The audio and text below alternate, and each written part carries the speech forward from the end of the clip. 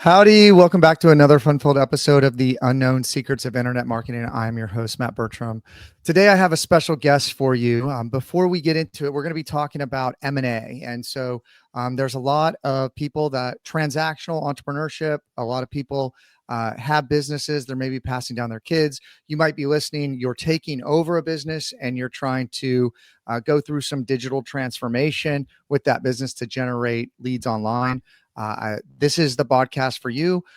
In addition to lead gen, though, there are a lot of other things to consider with a business. And also, if you're looking to potentially exit a business, there's things to consider. So you should be able to turn your business into more of a technical company or an online company or a SaaS company. You can increase your multiples that way, especially for service-based businesses. There's a lot of ideas around doing that. But getting some ideas for succession planning, I think, is critically important. I am going to build a series. I have a lot of people that I've interviewed over time that have talked a lot about M&A and buying and selling businesses. So I'm going to put together a list for you on YouTube. We're going to be doing a lot more shorts, and you'll probably see us around other places. But thank you so much for everyone listening on iTunes, 12 years strong. Again, if you do find any value in this, please share it, like it, subscribe to it. It really helps the channel. And without further ado, let me introduce Jonathan Baker from punctuation.com. Punctuation.com. Jonathan, thanks so much for being here. I can't talk today. We're talking about punctuation. I can't speak. So yeah, great to be here. Thanks for having me.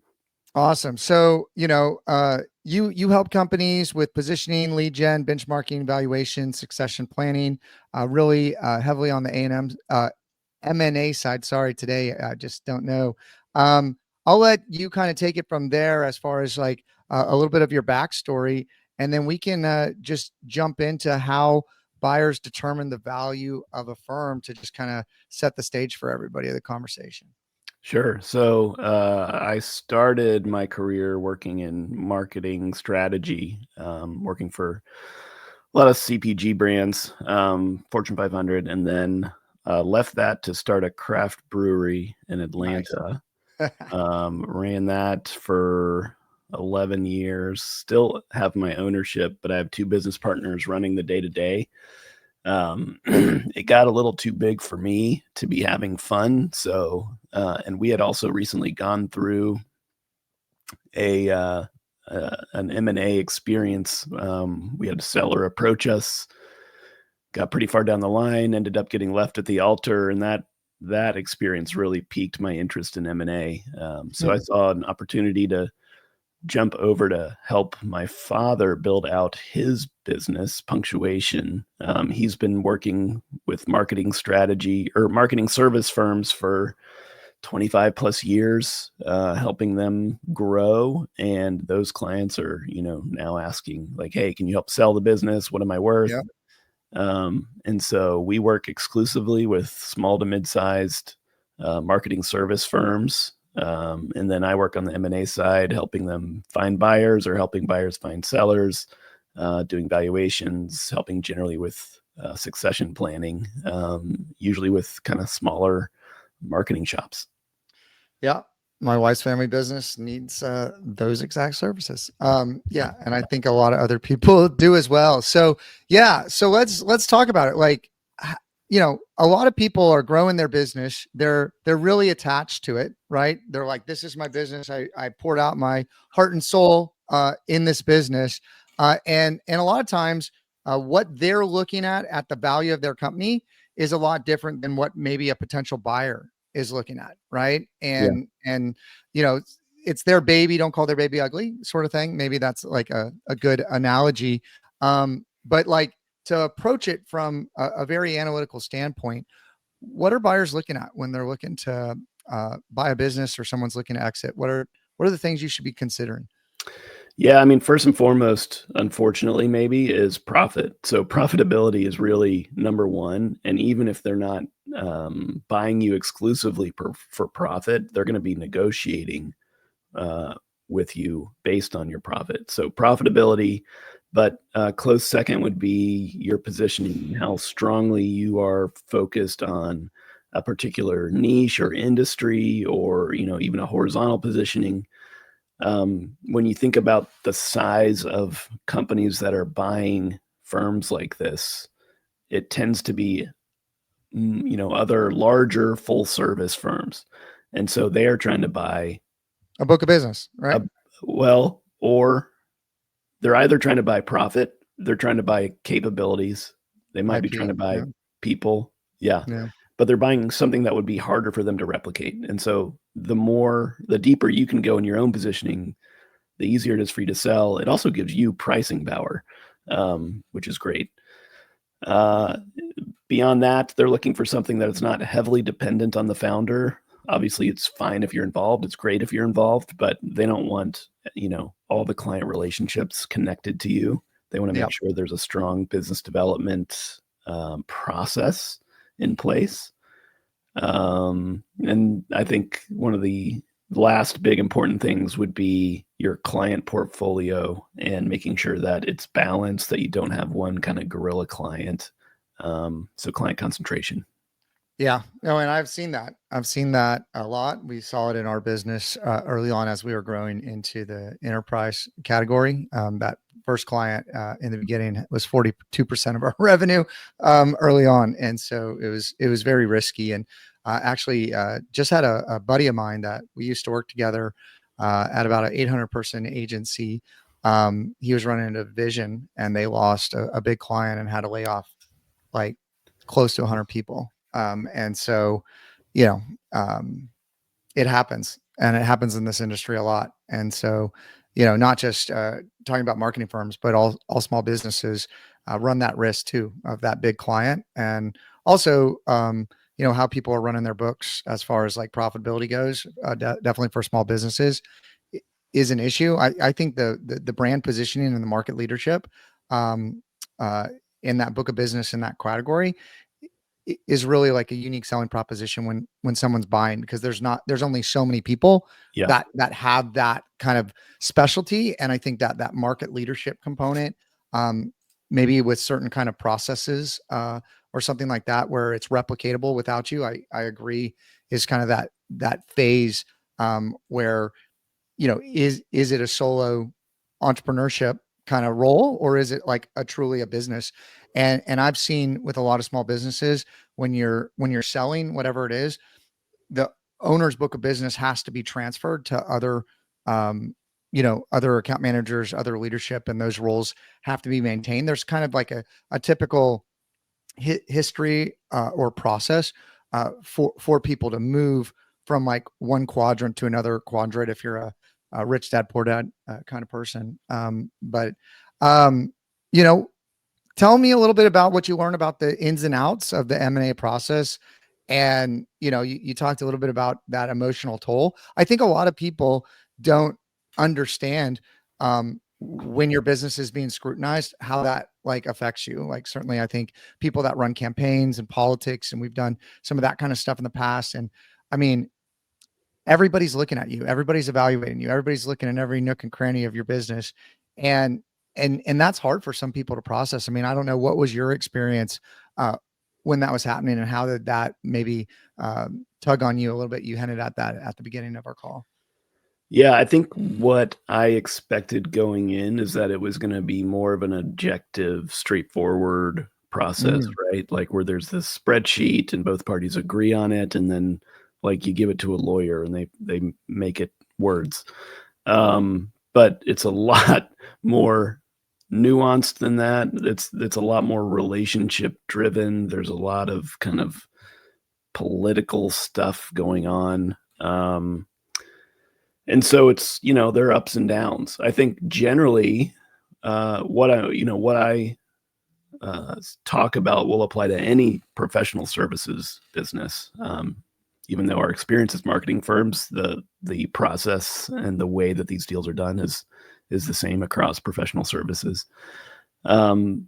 Generally, you're going to get a certain percentage of money up front, and then you're going to need to stick around for 2 to 3 years, sometimes longer, during an earnout to get the rest of that money. And so one of the big things that you need to watch out for throughout the process is, am I going to be comfortable with this person or this business as my boss for a little while, right? Because 2 to 3 years, yeah, it's not that long, but at the same time, you haven't had a boss in years, right? So is this going to be something you hate? Because if so, you're going to want to leave, which means you're leaving a ton of money on the table, right? Because you only got a percentage up front. Man, interesting. I did sell a business in my 20s. And it actually was more of like, we started a bit, I was working at a company. I broke away and they funded me. And so we all had like percentage of equity. I grew really, really fast and they ended up wanting to buy me out. And so, um, through that process, we came to terms and I exited, and then they didn't realize how critical I was. And they actually had to pay me to come back to finish closing out a few of the sales process deals. Right. And so, uh, and also I had signed like a pretty extensive employee agreement and non-compete and stuff like that. And there's a lot of things that, well, in my 20s, I didn't really learn or consider or why this is important. But those deal terms are incredibly important. I mean, talk a little bit more about like you know things to look out for, things to, well, like you talked about, being aware that someone's going to be your boss. And if you don't do what they say or you meet that requirement, and if there's some politics involved, right? And um, that becomes very dynamic, depending on if there's multiple partners or, someone buying you and selling or the integration, how all that works. And, sometimes if there are politics, they might be trying to make it difficult for you to complete your contract to get that get that payout, right? Like, I mean, not everybody is um approaching this with the same goals in mind and the same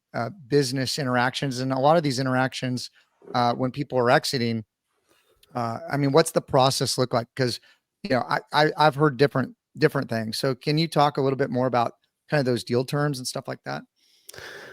Yeah, so I think a lot of people approach this from like a hard number perspective. So I want to sell my business and I want to get $5 million for it. So $5 million is the deal I'm looking for. Well, let's say you find a deal and then they're going to give you 40% of that upfront, and the other 60% is contingent on hitting certain targets and sticking around. So that means that you're actually only guaranteed $2 million. That other three, that 5 million number has nothing to do with that three anymore. You have $2 Mm, million, and then you have to think about, what do I need to do to get that other three or more? And so it's really about like mitigating your risk and your downside. A lot of times your earnouts are going to be tied to hitting certain revenue targets, for example. mhm. So what happens if you don't hit that target exactly? Do you get nothing, or can you step it down and maybe you get a little less, a little less? You don't want those targets to be so rigid that you're going to just completely lose out.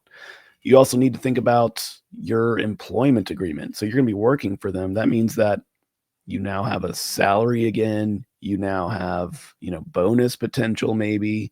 Mm. Um, how many hours are you going to be required to work? Is travel going to be required? Like all this stuff that you you would ask if you're interviewing for a job, right? Now you have to think about that stuff again. How strict is that non-compete? And that does matter a lot depending on what you want to do with your life post earnout. Um, and what recourse do they have? Like, can they just get rid of you? And if so, do you get severance or do you lose your Yeah. opportunity to get that equity? Well, Jonathan, a buddy of mine that's a marketing agency really focused in the real estate space. He ended up selling, and he had a podcast that he had started and a publication that he had started at the same time. And while those terms weren't exclusive in the deal, when he exited, they told him that since he started it when he was when he built this agency as Yeah. well, there was some kind of association with that, and he had to like he got into a legal whatever about it, but ultimately he had to change the name of it. Uh, Yeah, and that was, and there was a whole contracts thing of this is a different service, but you can't like there was a lot of things that I don't think he thought about when he thought it was going to be a clean exit. It turned into, he's like, hey, I got this other stuff going on. I'm going to let this thing go. I'm going to focus on this. And then it really put the brakes on all that. And he had to start over, and it was quite a painful process for him. Even though he thought this was like an excellent deal when he looked at it, you right. know? Yeah, I mean, you do need to make sure you have carve outs for all the right stuff. The you wanna like love working with the people that you're selling to, but you're still gonna wanna protect yourself on paper to the extent possible and just hope that you never have to look at that piece of paper again, right? So you gotta make sure you're protected on paper, even if you really trust these folks. That's always what the paper's about, right? Like no one looks at the paper until something goes sideways, Yeah. right? Like Yeah. everybody like hopes that they're on the same page and they work it out. So I want to circle back to like brand positioning and benchmarking and maybe hear you talk a little bit because you work exclusively with marketing firms. I mean, there's a lot of agencies and freelancers and kind of smaller agencies to bigger agencies that listen to this. That I mean, I get calls consistently, and I'm sure others are as well. Um, you know, if that's something that someone's thinking about doing, how do you hone in a little bit more on what makes you unique, and how are you looking at comps or benchmarking in that area? If you're general, right, then it's harder, and there's the comps are wider. Certainly, riches are in the niches. You want to niche down to what you're focused on. But I'm just curious with the deals that you've done, where have you seen the best multiples as far as um, them differentiating themselves, and like what were the KPIs or benchmarking that you were looking at when that evaluation came? Because if someone's thinking about this, I don't think people are like, oh, I'm going to sell, and then tomorrow they sell, right? Like I think that there's like Mhm. there's a process, and you can kind of shape where you're going and take certain actions as you move in that direction. Yeah, I think, you're right, and you alluded to this earlier on, but, buyers are really looking for predictability of revenue, future revenue. Like, the past is great, but what's the future look like? And so, to the extent that you can, replicate or become something resembling a SaaS brand where you've got repeatable, monthly revenues, that's really gonna help you, and it's gonna help your multiples. One of the other things that will help is focusing on, highly desirable industries, basically where folks have disposable income to spend. So, legal services, medical services, financial services. These are all like focusing on those where they're not as concerned about writing you the big check. As if you can get that work, that's a really good thing. Oh yeah. Well, you can definitely look at it and say how well is that business doing, right? And what size type companies are you working with? And I think the real crossover from what we've seen um is it the owner's money, right? That's writing the Uh-huh. check, Yep. or is it the business's money That's that's exactly writing the right. check? And those two numbers, even if they're the same amount, are managed and viewed very, very differently. And so, I think that there is a case on the enterprise side. But if you can build a sustainable model or a SaaS model where you can service in volume and scale, there's huge opportunity there as well, right? So it depends what you're selling and what you want to do on how to build maybe that next layer. There's a great graphic that I'm sure you've seen. I went to a digital marketers conference back in 2017 in New York, and it was just all about agency growth, and they haven't done one in a long time. But man, I was like, it was awesome because they had this chart, and it showed where people get stuck from growing from a small agency to a large agency, and what are the possible things that they're looking at, like whether it be like productizing services, the scalability on the sales process. Like there's a lot of stuff that you have to solve when you're at an agency. And I've actually done not, business planning or anything like that, but a lot of people that have come to me for SEO coaching, it turns into agency coaching and agency problems and how to Yeah. deal with this client and how to, like it kind of morphs pretty quickly into, I'm dealing with this issue. How do you solve that? Or how do we sell on this new service? Or, I have two clients that, have off and on been, hiring me. And I think it's just like an easy solve, but it becomes this kind of ongoing thing. And I think that there's a accountability component, and we are launching at MatthewBertram.com, a coaching program. And I'm also for oil and gas. We're launching an CMO Insights course. And that's through my oil and gas marketing and sales podcast. But I'm just seeing a need here where, as an operator for a long time, I I didn't really understand how much of a need there is for consulting and coaching, and people that are doing the work or trying to implement this, because a lot of people have the right strategy or they've heard it work for somebody else and it just doesn't seem to work for them, right? And it's like getting that all kind of put together. I mean, when you're benchmarking, let's kind of get back to that. What are you looking at when you're looking at benchmarking, and how are you assessing those comps? Yeah, obviously a number of different factors, but I'll say one of the most powerful benchmarks is really simple, and it's the amount of fee revenue per full-time Yeah, employee. And that we definitely use that internally.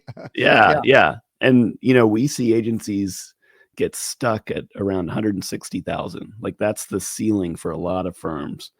But if you start running your firm the right way, positioning well, you can see that go up to 220,000 or even higher. We've seen it higher than that too. We look at utilization in a way that's a little bit different. So we're going to look at all employees, not just the billable employees. And if you've got some kind of internal hourly rate that you're using for estimating purposes, how good are you at turning all the hours worked in your firm into dollars at your stated hourly rate, right? So we're going to, again, divide that into your fee income, and your goal should be 60%. The average we've seen is 42%. Okay. So the Interesting. delta between 60 and 42 is pure profit. That is just pure profit that you're leaving on the table, likely by over servicing accounts Yeah. or not estimating correctly.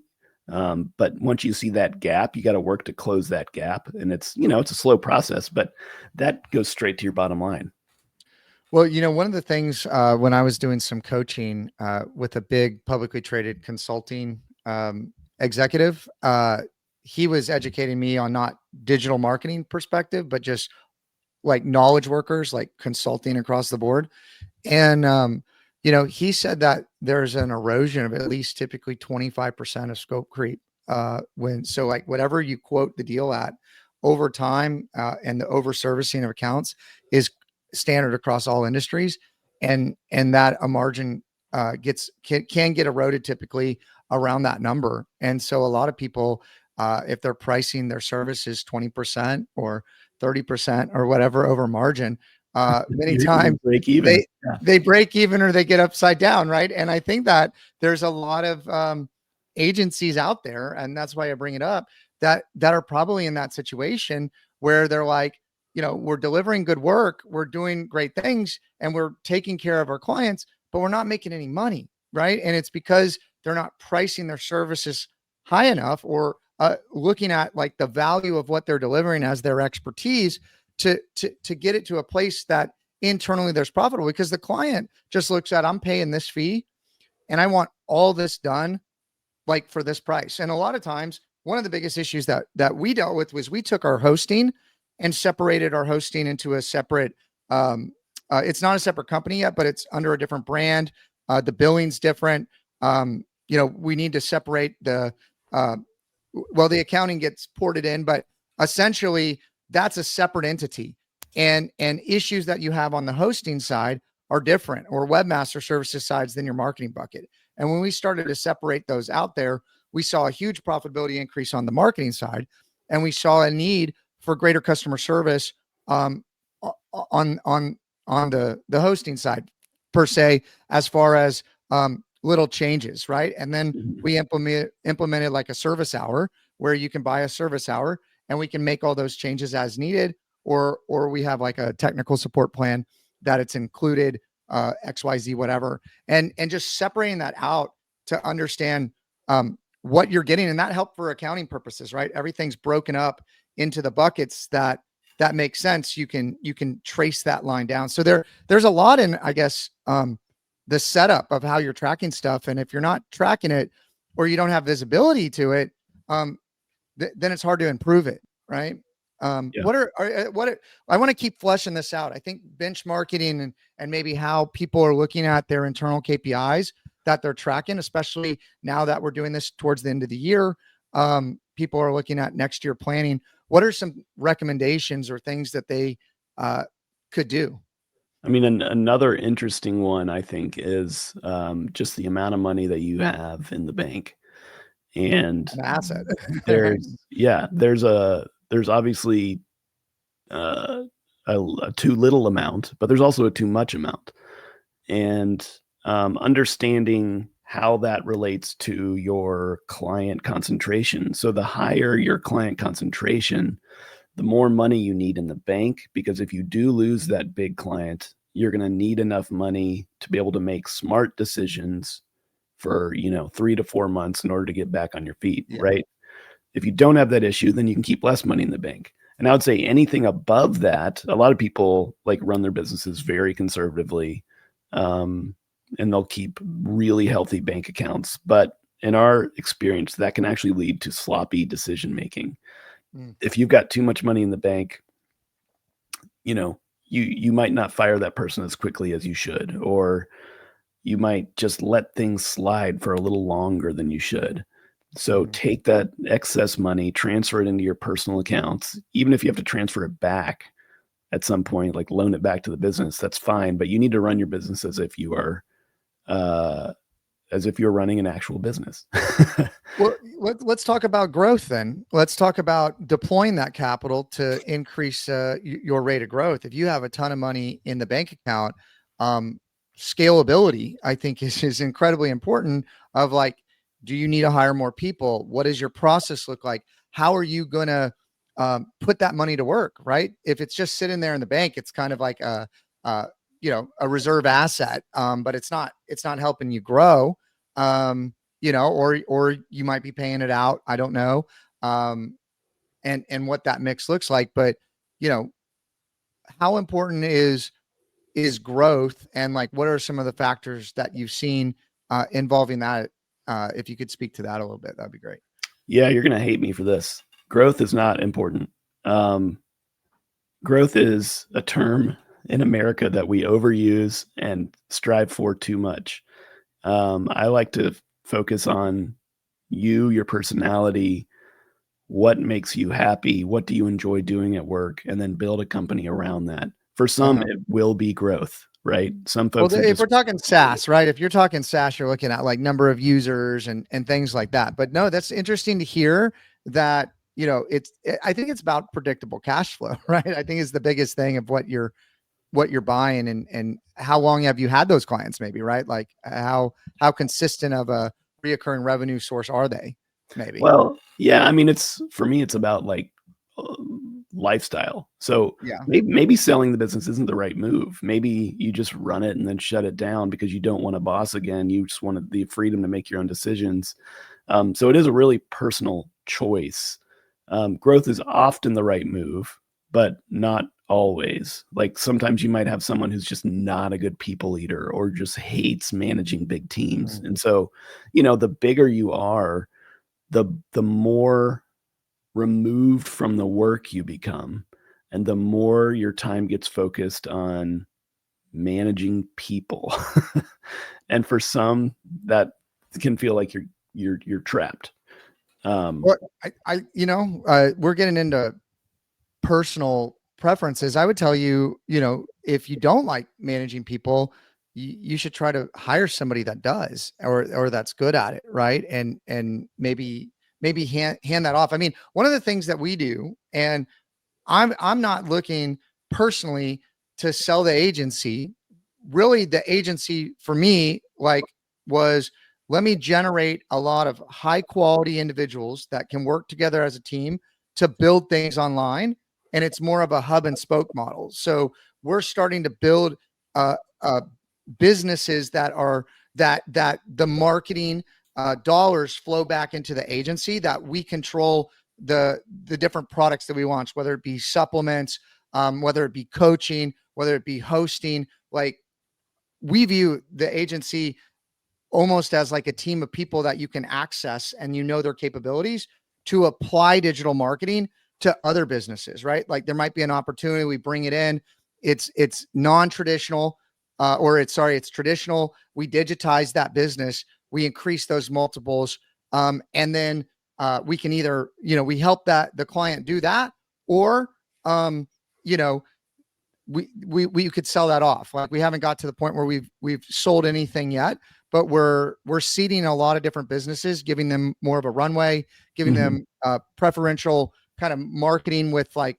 back ends. And I do have some agreements where I have like a percentage of whatever, whether it be revenue or a percentage of ownership, which you don't want to have more than 9%, in my opinion, because then you got to be on all the credit card statements and everything else. But also, if you don't have more than 51%, you're just riding along with Mhm. what's happening, right? Like, so there's a lot of different things that you have to learn as you get into business, and how to take digital and apply to that. I mean, if someone's looking to sell, and there's a lot of agencies, like, I think that there's probably going to be a lot of agencies that want to sell as these big boys start, like, from people I know one person that sold to a big like conglomerate, and AI has not been instituted on a mass scale. Okay. And they're really taking their time to build the processes to roll it all out.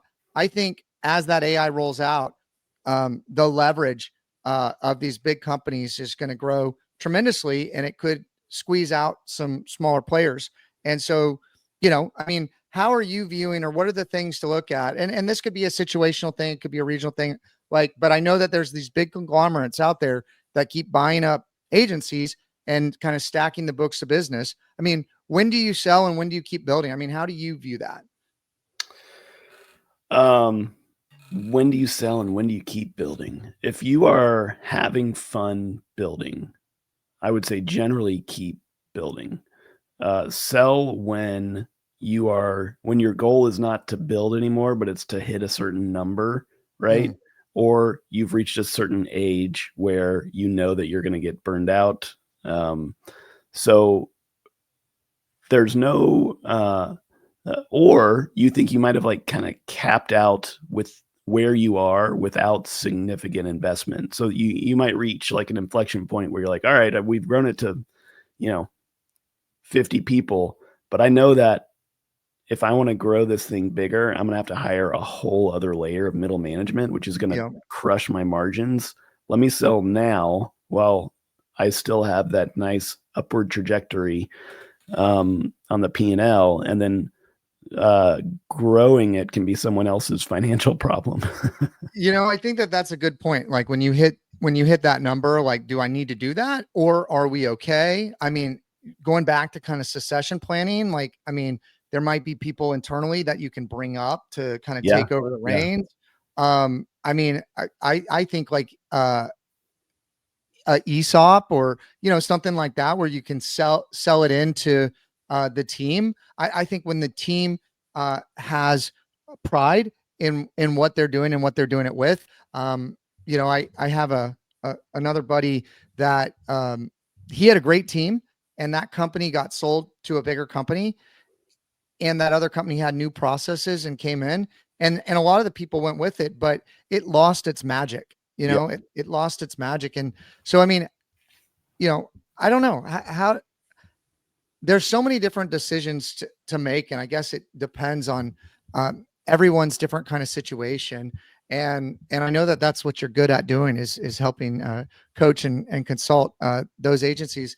Let me ask you though, like, let's circle all the way back as kind of like a last question and talk about lead generation and, you know, what you've seen consistently companies do that win, right? Like there's probably got to be like a company that you consult with that sells. They've figured out a couple different components, right? They figured out these components. Mhm. They, you know, they're probably selling in a certain kind of way. They look kind of similar, right? Like, you know what this animal looks like when you see it, maybe. I'm curious, what does that look like to you, first, and then secondly, what's like one secret of uh, unknown secret of digital marketing for agencies that you've been able to see so many different successful businesses? What are they doing that other people might not be? Like, what's one unknown secret of internet marketing? Yeah, so let me start with the first question. A focus on inbound is really one of the big, you know, common denominators we see. Outbound, you can flex up and down, and that's fine, but you need to focus on inbound in a really steady way, in order to get that lead generation train moving and keep it moving. Like it's kind of about inertia.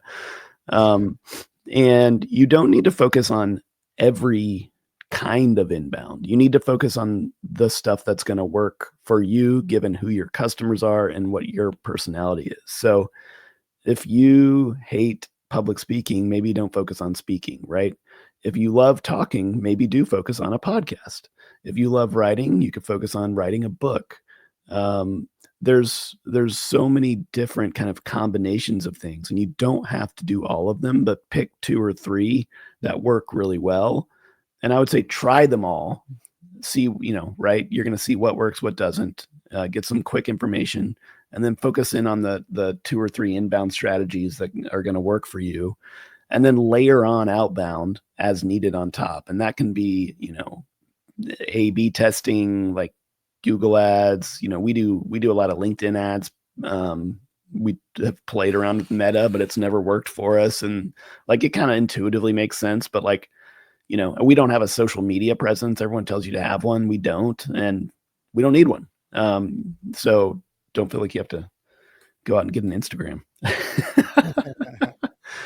um, in terms of a secret, an unknown secret that we've seen work. Let me focus on. I mean, I do think it comes back to not trying to do everything well. And internet marketing, digital marketing is like this huge beast of a thing, right? Yeah. But think about who your target is and where and how they are consuming information and where they are finding their trusted sources, and focus on that. Don't just let everyone tell you that you have to be, posting on LinkedIn daily, and let that drive your strategy. Maybe it's not even online primarily. It could be like trade shows, right? But there are still ways to engage online using some of these other assets.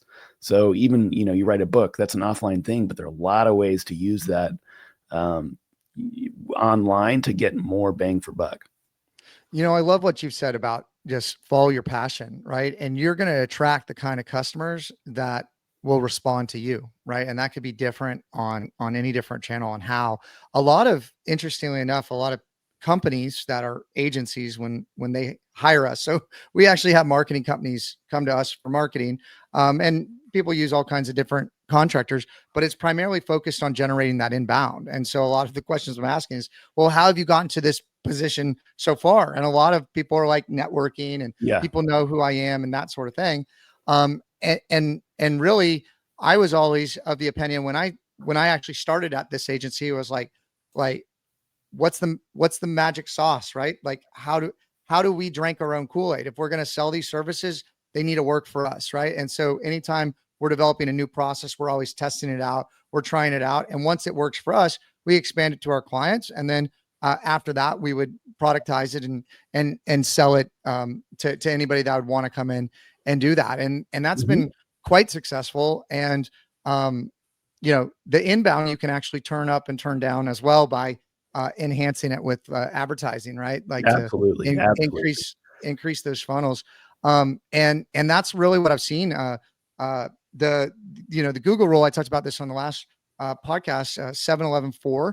So, they need to consume 7 hours of your content, need to see it 11 times on 4 different channels, right? And it doesn't matter what that combination is or how you come up with that. That could be in person, that could be anything. That's what you need to do to attract your ideal customer where they are, right? Wherever you're trying to connect with those people and who's ever going to connect with you, you can build that. And I've seen that. Like a lot of our clients for a long time were, people that are taking over their parents' business, that their parents' business was run like it was started however many years ago. And I think the same thing is for agencies, right? Depending on when the agency starts, if they don't continue to reinvent themselves to stay on the cutting edge, they're doing things like they learned how to do it that worked for a while. And then what I'm seeing is a huge degradation, and some of those old strategies don't work as well anymore. And you got to continue to adapt and change. And so there's a lot of different factors to consider. It's funny, you're looking at businesses for a long time. My first business was a recruitment company, right? So I was looking at individuals and I was assessing businesses and people, and you start to see a lot of patterns and commonality with what works successfully. I think that this was extremely helpful for a lot of people out there that have a good sized book of business and are looking at like what to do next or considering it. If they want to get in touch with you, Jonathan, to find out more information, how best might they do that? Just go to punctuation.com. You can sign up for our newsletter. We put out insights weekly. We have a podcast you can subscribe to there as well. And you can just contact us as you need us. And is that not like one of the best domains if you're listening to this, punctuation.com? I mean, that is just, I can't believe, yeah. I mean, we bought it from someone, but I can't believe that they sold it. I mean, it's brilliant. And that's where the IP comes in too for some of these businesses based on maybe brand recognition or name or even domain is a consideration. Well, thank you, Jonathan, so much for being here. Thank you all for listening. If you do need some consulting, coaching, reach out to Jonathan. You can check out MatthewBertram.com. I've already started to get people. I got someone on my calendar later today that came in through that. That's a brand new brand that we're launching. I keep saying I'm going to do it, and I'm finally going to do it. Got a lot of books out there. Check out the podcast. Just search Matt Bertram. If you found value in this, please share it. And send me a note. I love to hear feedback. So we don't have who all our listeners are.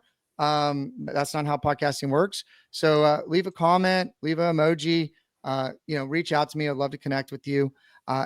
If you want to grow your business with the largest, powerful, most awesome tool on the internet, reach out to EWR Digital for more revenue in your business. And until the next time, my name is Matt Bertram.